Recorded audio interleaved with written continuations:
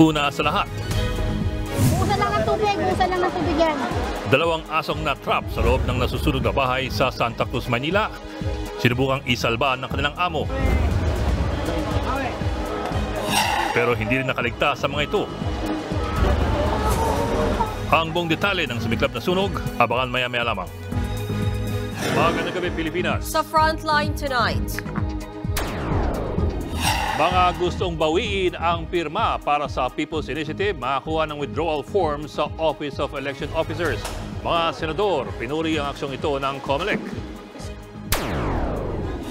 Senator Amy Marcos at ilang kongresista muling nagbanggaan dahil naman sa umano'y House insertion o pondong isiningit daw ng Kamara para sa programang AKAP ng DSWD. Hindi ko naman alam na kung ano yung insertion, magtitiwala kami na wala namang kalokohan. At kung hindi po kayo sumasang-ayon sa bicameral report na ipinasa po sa Senado, di sana hindi po ninyo pinirmahan. MMDA maglalabas ng bagong regulasyon sa mga e-bike, kabilang na ang pagpaparehistro at pagkuha ng lisensya ng mga driver nito. Boyfriend ni Taylor Swift na si Travis Kelce nagpaabot ng pakikiramay sa mga biktima ng walang habas na pamamaril sa Super Bowl Victory Parade. Justin Brownlee, Kai Soto at iba pang miyembro ng Gilas Pilipinas nagsimula na mag-ensayo para sa FIBA Asia Cup Qualifiers. At sa Showbiz Tonight, si Ian Lim, dinidate na nga ba ang isang film producer?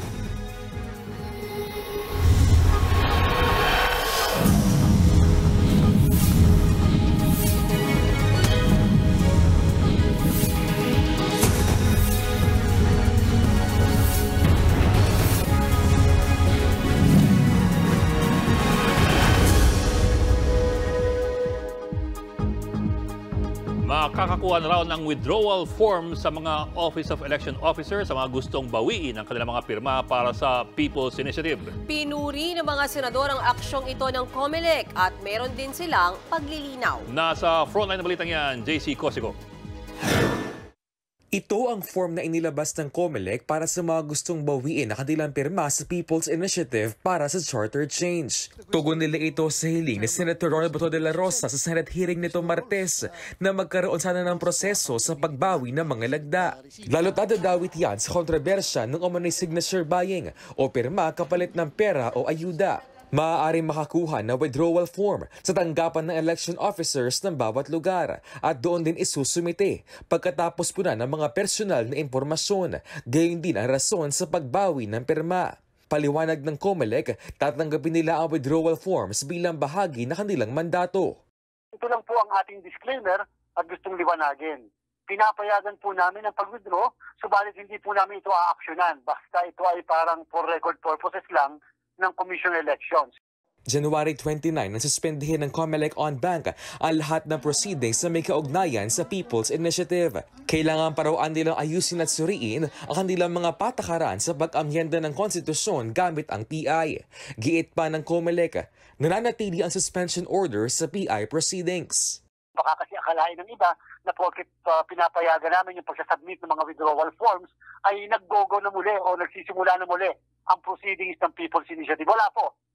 Sa isang pahayag, pinuri naman ni Senator de la Rosa ang pakikinig ng COMELEC sa kanyang mungkahi, lalo't sagrado umano sa ating mga kababayan ang kanilang pirma. Bago ito, naglabas na rin noong Enero ang Grupong Bayan Muna ng kopya na affidavit of withdrawal para sa mga gustong iatras ang pirma nila sa People's Initiative.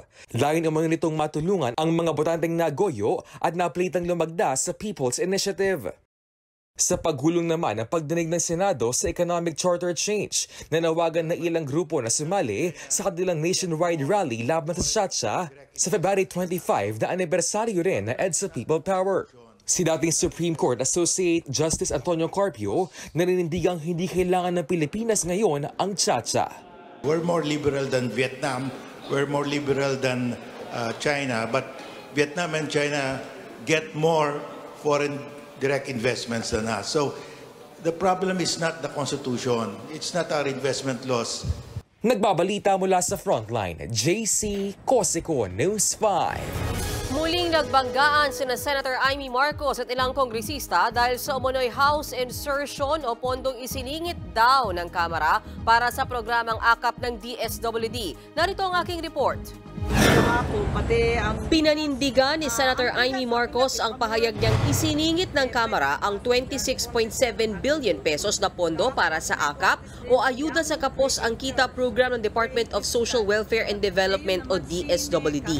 Yan ay kahit pirmado ng Senadora ang 2024 General Appropriations Act kung saan malinaw na nakasaad ang halaga ng pondo para sa AKAP. Paliwanag dyan ni Senator Marcos.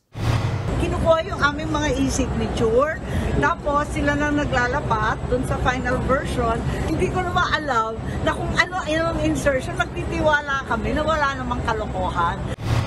Akusasyon pa ng Senadora, binabalak na gamitin ang pondong ito para makalikom ng pirma sa People's Initiative para sa charter change o pag-amyenda sa konstitusyon. Dumipensa naman ang mga kongresistang bahagi ng bicameral conference na humimay at pumirma sa 2024 national budget. Buwelta ni House Deputy Speaker David Suarez kay Senator Marcos. Kung hindi po kayo sumasang-ayon sa bicameral report na ipinasa po sa Senado, di sana hindi po ninyo pinirmahan. Iginiit naman ni House Senior Deputy Speaker Dong Gonzales na tinalakay sa Kongreso ang 26.7 billion pesos na pondo ng AKAP. Yun nga lang, absent daw si Senator Amy. Actually, for our 2 consecutive meetings, physically hindi ko nakita si Senator Marcos kasi nandun ako. Palagay ko kaya hindi niya alam kasi wala dun siya sa BICAM conference po. Dagdag pa ni Gonzales, hindi sila nagdagdag ng budget. Ayon naman sa DSWD, hindi sila kundi ang Kongreso mismo ang nagbigay ng ganun kalaking pondo para sa AKAP program. Muli ring iginiit ng ahensya na buong-buo pa ang naturang pondo. Wala pa po tayong nagagastos, not even a cent from this 26.7 billion pesos dahil kailangan po muna nating magkaroon ng malinaw na guidelines sa implementation nito. At sakali mang gastusin ang AKAP funds, tinitiyak daw ng DSWD na pawang mga mahihirap na kababayan natin ang makikinabang. Ito naman po yung aming assurance, na yan hindi magagamit sa kahit anong inisyatibo. Sa kabila niyan, pinag-aaralan pa rin ni Senator Amy Marcos kung dapat bang imbestigahan ng issue sa pondo ng AKAP program. Kambyo naman tayo sa ibang balita, maghihigpit na po sa mga may e-bikes ang MMDA at ang LTFRB. Sa datos ng MMDA, sa Caloocan City pa lamang, 18,000 na po ang mga may e-bike. Nitong 2023, higit 500 ang aksidenteng kinasangkutan ng e-bike. Halos 300 dyan ang nakasira ng ari-arian, 273 ang nasugatan at 2 po yung namatay. Kaya plano ng MMDA na obligahin nang iparehistro ang mga e-bike at dapat daw may lisensya ang mga nagmamaneho. Nasa front end balitang yan, Gerard de la Peña. Nakikipaggitgitan sa mga pangunahing kalsada. At nakikipagsabayan pa nga sa mga sasakyan sa expressway. Parami na ng parami ang electronic vehicle o e-bike o e-trike kung tawagin. Parang sila ng araw ang mga bagong hari ng kalsada. Hindi kailangan ng gasolina. Hindi rin nirerehistro at walang kailangang lisensya ang ganitong sasakyan. Kaya nababahala na ang Metropolitan Manila Development Authority at ang Land Transportation Franchising and Regulatory Board. Talagang exponential yung pagdami nitong e-bike. Yun nga, that's why we're here, we met, para habang hindi pa ganoong kadami na nakaka-obstruct na ng traffic, na yung major accidents na ang nakokos niya, ay ma-address na namin kaagad. Medyo cause of concern na siya. Ayon sa LTFRB, nagiging balakid din ang mga e-bike sa maayos na sistema ng transportasyon. Sa pagdadami ho nito, yung halos hirap po tayo ma-regulate dahil unang-una nga po, walang prangkisa, walang lisensya, walang registration. Sila po yung umaagaw sa mga pasahero ng ating mga lehitimong mga pangpublikong sasakyan. Mga demotor na sasakyan lang ang kailangan iparehistro sa LTO ayon sa traffic code. Obligado lang magparehistro ng e-bike kung 60 km/h pataas ang maximum speed nito. Ang hindi kasama dyan, basta't magsuot lang ng helmet, pwede na magbiyahe. Iba't ibang patakaran ng umiiral sa bawat lungsod dito sa Metro Manila kaugnay sa mga electronic bikes at electronic tricycles. Katulad na lang dito sa Mandaluyong, pinagbabawalan ng dumaan ng mga e-trike at e-bike sa mga malalapad na kalsada katulad dito sa Boni Avenue. At kapag nahuli sila, maaari silang ma-impound. Sa ibang syudad naman, obligadong mairehistro sa mga munisipyo ang ganitong mga sasakyan. Sa binabalangkas na regulasyon ng MMDA, planong obligahing iparehistro ang lahat ng e-bike sa Metro Manila. Pinag-aaralan din ang pagkakaroon ng driver's license na magmamaneho. Meron kaming difficulty enforcing dahil nga pag inuli namin tas walang lisensya, kanino namin i-issue yung ticket? In the same manner, hindi po registered ito. So, hindi rin namin pwede issuehan ng ticket. Pabor dito ang manufacturer ng e-bike. Ang kailangan talaga din kasi dito is control. Kahit sino pwedeng gumamit ng mga e-trike at e-bike. Kahit bata, kahit matanda. Tapos pagka nagkaroon ng aksidente o ano, ang responsibility is mabigat. Pero tutol ang mga nag-i-e-bike. Hindi ako pabor. Ginagamit lang naman kasi ito, service eh. Target na mailabas ang regulasyon ngayong buwan hanggang sa unang linggo ng Marso. Nagbabalita mula sa Frontline, Gerard de la Peña, News 5. Kabi-kabilang sunog ang sumiklab sa Maynila at Quezon City. Kasama sa mga natupok ang bahay ni PCO Secretary Cheloy Garafil. Nasa Frontline ng balitang yan si Justine Punsalang. Dali-daling rumisponde ang mga truck ng bumbero papunta sa sumiklab na sunog sa Barangay 330 sa Santa Cruz, Maynila, mag-aalas 11:30 ng umaga kanina. Tanaw na tanaw sa daan ang maitim na usok. Bumungad sa mga bumbero ang naglalagablab na apoy na tumupok sa mga bahay. Kalapit na mga nasusunog na bahay ang isang paaralan, kaya mabilis nagsilabasan ang mga estudyante at guro. Mabilis kumalat ang apoy dahil gawa sa light materials ang mga bahay. Inabot na mahigit 1 oras bago naapula ang sunog. Ayon sa barangay, aabot sa 300 pamilya ang nasunugan. Nasa 100 bahay naman ang natupok. Ang lalaking ito, sinubukan pang i-revive ang mga alaga niyang aso na nabiktima rin ng sunog. Hindi na rin nailigtas ang mga alagang aso. Wala nang ibang nasaktan sa sunog. Sinisisi ng mga residente ang sunog sa mga nagsasagawa ng demolisyon sa katabing eskwelahan. May bumagsak daw ng mga baga mula sa gamit nilang acetylene torch na pambaklas ng mga bakal. Iniimbestigahan pa ito ng Bureau of Fire Protection. Isa pang sunog ang sumiklab sa Barangay Batasan Hills sa Quezon City. Sa video na ito, makikita kung paano nilamon na nagngangalit na apoy ang mga bahay. Halos 2 oras ang inabot bago naapula ang sunog. Natagalan daw makarating ang mga bumbero matapos maipit sa traffic. 3 bahay ang nadamay, kabilang ang bahay ni Presidential Communications Office Secretary Cheloy Garafil. Wala naman daw nasaktan sa pamilya ni Secretary Garafil. Tinatayang aabot sa 7 milyong piso ang halaga ng mga natupok na ari-arian. Iniimbestigahan pa ang sanhi ng sunog. Nagbabalita mula sa Frontline, Justine Punsalang, News 5. Umabot na sa 70 ang patay sa landslide sa Maco, Davao de Oro. Ayon sa Maco LGU, 32 dyan naman ang sugatan, habang halos 40 pa ang hinahanap sa guho. Natili pa rin sa mga eskwelahan sa bayan ng Mawab ang mga apektadong residente. Maingat na sinusuri ang mga relief goods matapos makita ng E. coli bacteria ang ilang donasyong tubig. Ang ilang dilata naman ay expired na pala. May mga damit ding sira-sira na at hindi na mapakikinabangan. Tutol ang isang grupo ng mga employers sa 100 pisong aumento sa sahod ng mga manggagawa sa pribadong sektor. Ayon sa Employers Confederation of the Philippines, ECOP, dehado ang mga maliliit na negosyo kung ipatutupad ang naturang wage hike. Hindi rin daw makikinabang dito ang mga nasa informal sector gaya ng mga magsasaka at tricycle drivers. Pinangangambahan ding lalo itong magdulot ng pagtaas ng presyo ng mga bilihin at serbisyo. Lusot na sa ikalawang pagbasa ng Senado ang panukalang 100 pesos wage hike. Wala namang economic manager na umayon dyan eh. Even Dole is against it. Medyo na madali yung hearing, hindi naman nila tinawag yung mga dapat tawagin. Sila-sila lang siguro yung nagkumbinsihan with each other. Susunod, notorious na tirador ng motor sa Cavite sa pool sa CCTV. Gilas Pilipinas nagsimula ng mag-practice para sa FIBA Asia Cup qualifiers. At ang pasilip ni Lady Gaga at Joaquin Phoenix sa bagong Joker movie. Magbabalik pa ang Frontline Tonight.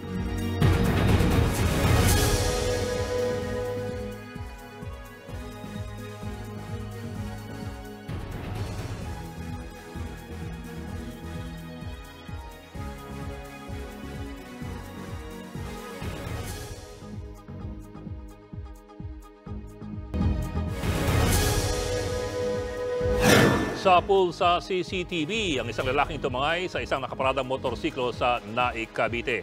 Ang suspect, notorious umunong tirador ng mga motor. Nasa frontline balitang yan, Brian Basa, Pagmasdan ang lalaking ito na naglalakad sa barangay Timalan Balsahan sa Naik, Cavite pasado alas 2 kaninang madaling araw. Makalipas ang higit 1.5 oras, bumalik ang naturang lalaki pero iba na ang suot niya at nakatalukbong pa ng tuwalya. Sabay sakay sa motor na nakaparada sa tapat ng isang bahay at saka ito tinangay. Naisumbong agad sa pulis ang pagnanakaw. Meron po kaming na-identify na CCTV na pagtagpi-tagpi po namin, nililid siya towards dun sa isang bahay kung saan po ay agada na po namin pinasok yung bahay dahil po sa mga pieces of evidence na nakolekta namin. Pasado alas 9:30 ng umaga, naaresto ng Naik Police ang suspect sa kanyang inuupahang bahay. Pagpasok ng mga operatiba, ayan ayun yung motor tumambad sa kanila ang ninakaw na motorsiklo. Hindi pinangalanan ng mga pulis ang suspect pero ayon sa kanila, notorious itong tirador ng mga motor.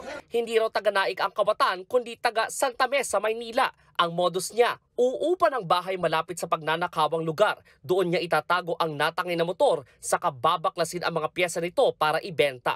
Inaalam na rin ng mga otoridad kung miyembro ng sindikato ang suspect. Makaharap siya sa reklamong paglabag sa Anti-Carnapping Act. Nagbabalita mula sa Frontline, Brian Basa, News 5. Sa ibang balita, pinangunahan ni Pangulong Bongbong Marcos ang paglulunsad ng bagong underwater submarine cable network ng Pilipinas. Ayon sa Pangulo, makatutulong ito para matuldukan ang digital divide o hindi pantay na access sa digital technology. Bunsod ito ng mahina o kawalan ng internet connection. Sa pamamagitan ng Philippine Domestic Submarine Cable Network, mapapabilis ang internet sa anumang panig ng bansa. Ito ang pinakamahabang fiber cable na daraan sa ilalim ng dagat mula Luzon hanggang Mindanao. May haba itong 2,500 kilometers. Kumpiyansa si PBBM na makatutulong ito sa digitalization ng gobyerno para mapabilis ang mga transaksyon. Makahihikayat din daw ito ng mga negosyong may kinalaman sa teknolohiya. We continue to pursue measures towards providing the Filipino people with reliable and affordable internet services, which will enable us to improve our standing in the world in terms of broadband and mobile internet speed and coverage. Paasa lamang ang kumakalat na balita online tungkol sa umunoy 1,000 pisong matatanggap daw ng mga lolo't lola buwan-buwan. I-fact check po natin yan.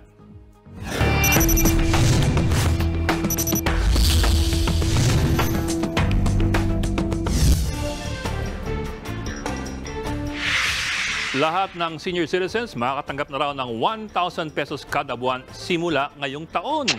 Yan ang binabalita sa isang video na kumakalat ngayon sa social media. Ayon pa sa video, dahil daw ito sa inaprobahang Republic Act 2028 o yung Centenarian Law. Mukhang magandang balita naman, di ba? Pero pasensya na lang sa ating mga seniors, sinuri po natin yan at napatunayang hindi po yan totoo. Mismo ang National Commission of Senior Citizens ang nagbabala sa publiko na huwag maniniwala sa naturang video. Bagamat aprobado ng Senado ang Senate Bill 2028, hindi pa po ito matatawag na Republic Act dahil ito ay hindi pa pirmado ng Pangulo para masabing ganap na batas. Bukod po rito, wala pong kinalaman ang nasabing Senate Bill sa monthly stipend ng mga indigent senior citizens. Ang nakakasakop dito ay ang Republic Act 11916 na naglalayong magbigay ng 1,000 monthly social pension. Pero ito ay hindi para sa lahat ng seniors, kundi para lamang sa mga indigent o mga senior citizens na walang kakayahan na suporta ng kanilang mga pangunahing pangangailangan. Paalala lang sa ating mga kapatid na lolo at lola, huwag po basta-bastang maniniwala sa mga napapanood sa inyong mga Facebook, YouTube at iba pang social media. Mag-double check sa mga official accounts sa mga ahensya ng gobyerno at sa mga lehitimong news outlets para po hindi mabiktima ng mga maling impormasyon.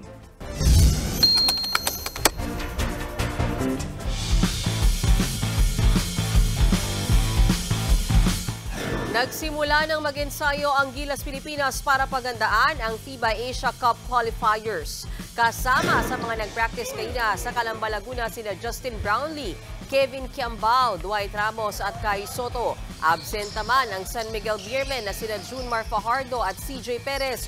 Nakakatapos lang na magkampiyon sa PBA kagabi. Ayon kay Head Coach Tim Cone, target ng Gilas na magtapos sa top 2 sa qualifying window. Sa Lunes, gaganapin ang send-off practice ng Gilas sa Phil Sports Arena sa Pasig. Diyan din nila makakaharap ang koponan ng Chinese Taipei sa February 25. Susunod, US President Joe Biden muling nanawagan ng gun control kasunod ng mass shooting sa Super Bowl Victory Parade. Sa London naman, nanaksak na lalaki, sinugod ang mga pulis. At panukalang bigyan ng leave ang mga broken-hearted, inihain sa kamera. Tutok lang mga kapatid dito sa Frontline Tonight.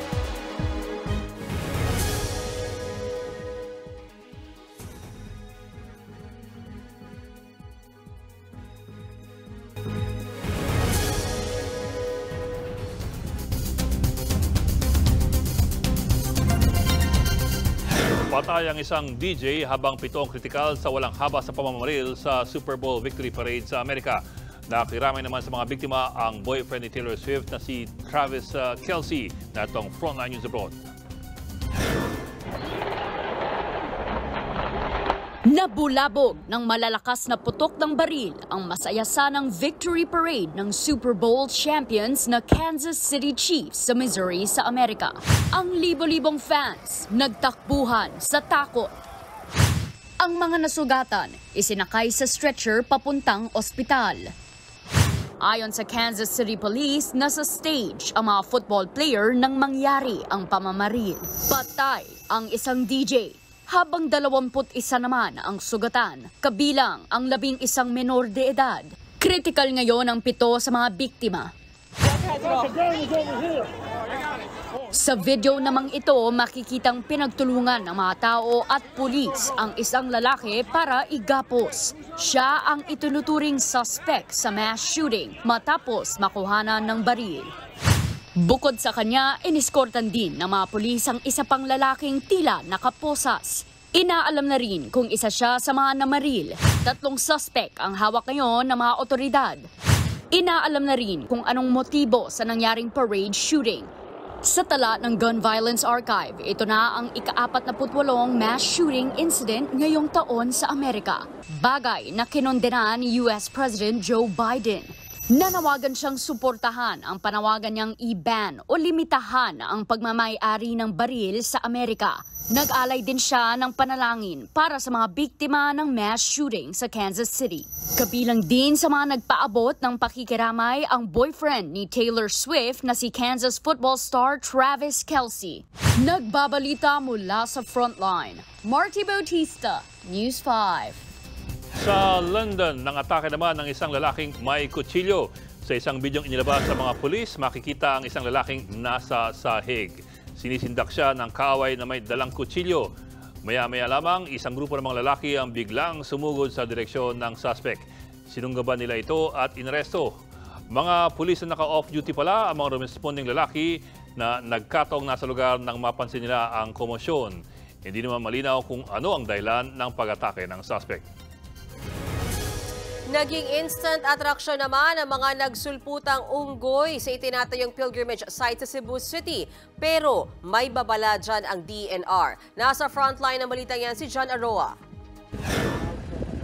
Sunod-sunod na nagbabaan ang mga unggoy na yan mula sa mga puno sa Barangay Sirao, Cebu City. Pupunta sila sa residenteng si Josie Mabano na nagpapakain sa kanila.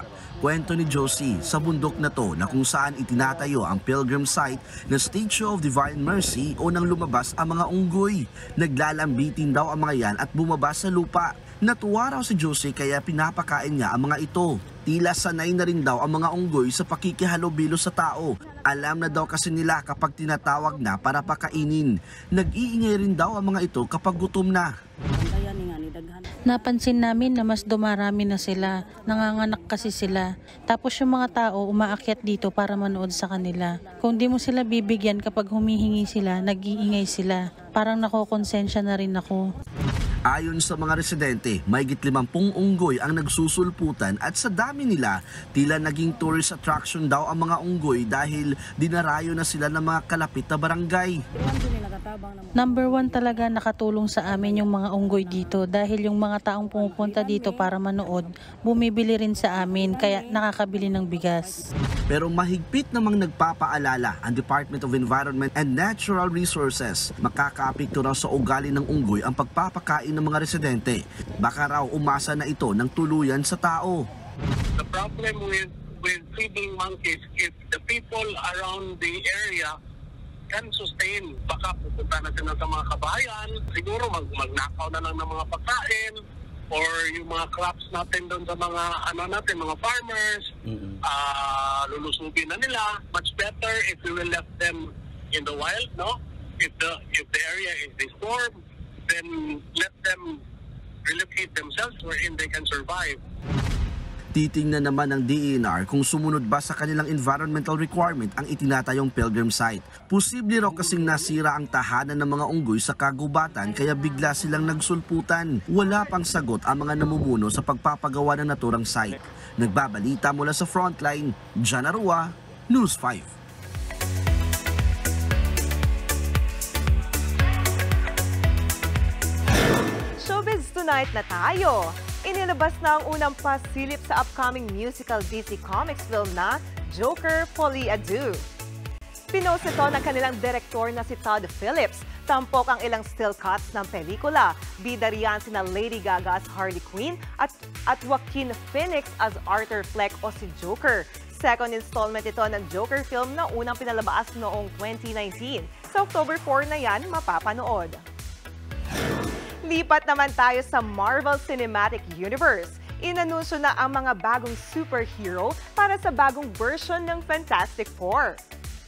Sa post ng MCU, kabilang dyan sina Pedro Pascal bilang si Reed Richards o si Mr. Fantastic, Vanessa Kirby as Sue Storm o Invisible Woman, si Ebon Moss-Backrack bilang si Ben Grimm o The Thing, at si Joseph Quinn naman ang gaganap bilang Human Torch. Matatanda ang ginampanan nito ni na Chris Evans, Jessica Alba, Yohan Gravid at Michael Chiklis noong 2005. Sa July 25, 2025, ipapalabas ang bagong Fantastic Four. Abangan, fur mom sa Ilocos Norte, ginawa ng sariling kondo ang mga nirescue niyang pusa. At si Ian Lim may pa-soft launch sa dinidate na film producer. Tuloy-tuloy balitaan dito sa Frontline Tonight.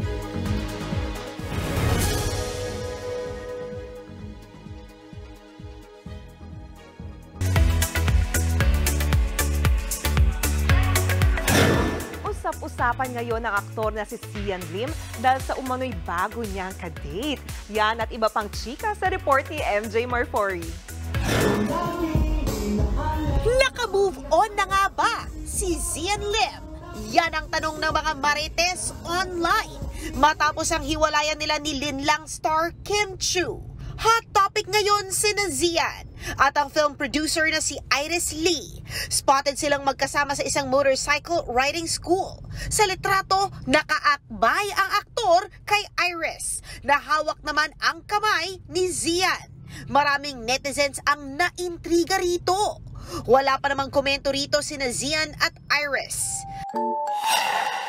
At speaking of Kim Chiu, looking fresh naman ang aktres sa gitna ng marami niyang mga proyekto. Kabilang dyan ang Filipino adaptation ng K-dramang What's Wrong with Secretary Kim. May bago silang patikim, featuring ang ilang kuha sa mga eksena sa serye. Magkatambal ulit dito sina Kim at Paulo Avellino na napapanood ngayon sa linlang dito sa TV5.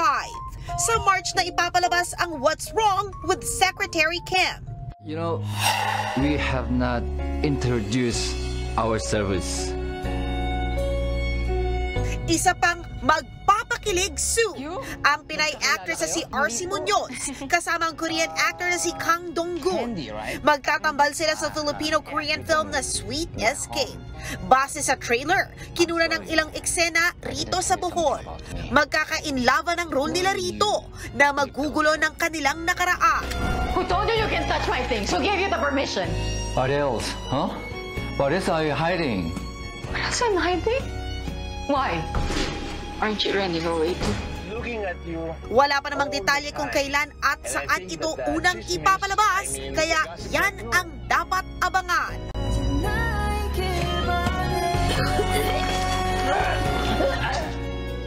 Nagbabalita mula sa Frontline, MJ Marfuri, News 5. Isa ba kayo sa mga kinilig doon sa K-drama na Boys Over Flowers? Gagraduate na sa college ang bida nitong si Kuya Son. Inanunsyo niya ito sa Instagram kasama ang kanyang graduation picture. Magtatapos siya bilang summa cum laude. Ayon sa ilang report, 2011 pa nang una siyang pumasok sa kolehiyo sa kursong film and television. Una siyang sumikat bilang si Goom Jun-di sa 2009 hit Korean drama na Boys Over Flowers na may Thai version na rin ngayon. Mapapanood ang F4 Thailand dito sa TV5 at 10:15 p.m. bago mag-Frontline tonight. At yan ang latest and hottest sa showbiz tonight. Ako si Jania Lipon. Happy Thursday mga kapatid! Tapos na ang araw ng mga puso, kaya panahon na bang kilalanin ng mga broken-hearted. Sa kamera, may isang panukalang bigyan ng leave ang mga kaka-break lang. Nasa frontline ng balitang yan si Faith Del Mundo. Isang araw matapos ang Valentine's Day, inahain sa kamera ang isang panukala para sa mga taga-kampsawi o broken-hearted. Yan ang House Bill 9931 o Heartbreak Recovery and Resilience Bill. Sa ilalim ng panukala, bibigyan ng mga empleyadong edad 25 years old pababa ng isang araw na unpaid leave. Kung 25 hanggang 35 years old ang heartbroken, 2 araw ang leave. Ang mga edad 36 naman pataas hanggang 3 araw pwedeng mag-unwind. Kailangang sumulat ng empleyado sa kanyang employer tungkol sa pagiging heartbroken para makapag-leave. Ayon sa author nitong si Cagayan de Oro Congressman Lordan Suwan, layo ng panukala na makarecover sa emotional stress ang mga kakabreak lang sa relasyon. Obviously, may emotional distress. So this is a form of recognizing the legitimacy of the distress nung tao na nakipaghiwalay ng jowa niya. So, pag unprocessed kasi yung emotional distress, nakakababa yun ng productivity, nakakadagdag ng absenteeism, and even higher healthcare costs. Para sa ilan nating kapatid na ilang ulit nang nagdaan sa breakup, malaking tulong ang heartbreak leave sa kanilang emotional at mental health. Kailangan talaga yun. Bakit, ma'am? Kasi yung emotional support, number 1 po yan kailangan talaga kasi gawa nga na mas mahirap po yung may pinagdadaanan. So kailangan ng counseling, hindi lang sa dito, konektado sa isip. Ang hirap, lahat disabled, isip, utak, katawan, trabaho. Pero sabi naman ng iba, imbes na magmukmok, magbanat na lang ng buto. Sa financial crisis na pinagdadaanan natin, grabe yung ililib mo pa, broken-hearted ka lang naman. Aminado naman si Congressman Suwan na mahaba-habang usapan pa ang kailangan para ito ay maging ganap na batas. Nagbabalita mula sa Frontline, Faith Del Mundo, News 5.